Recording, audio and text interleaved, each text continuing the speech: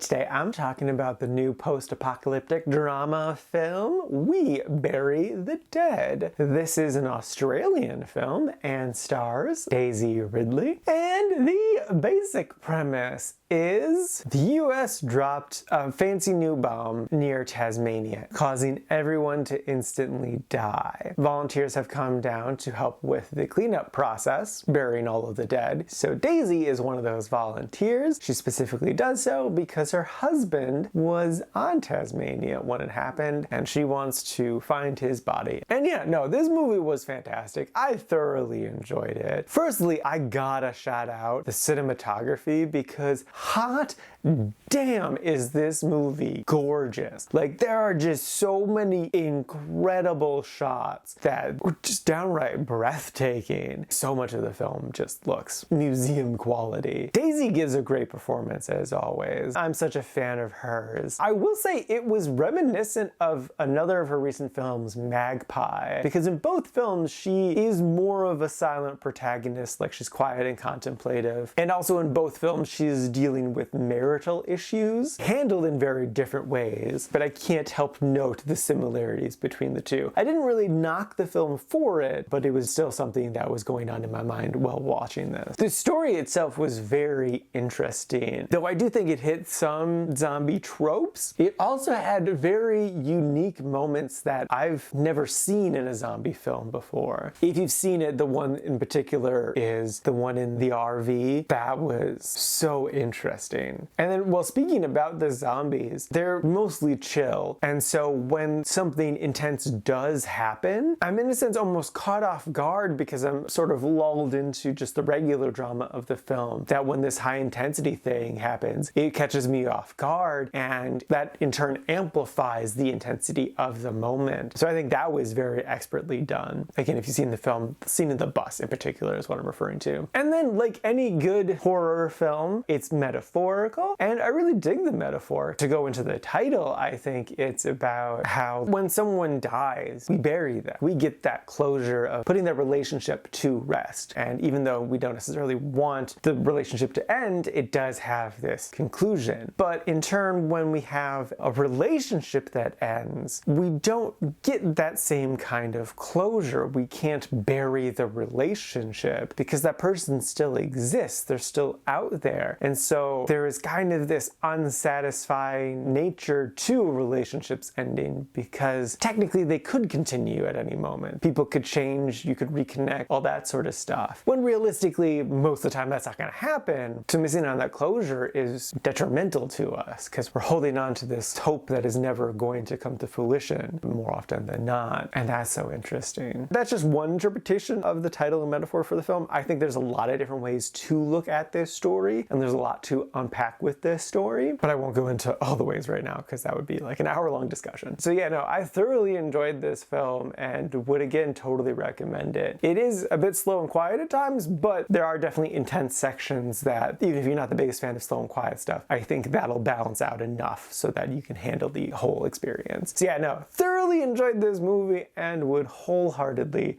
recommend it.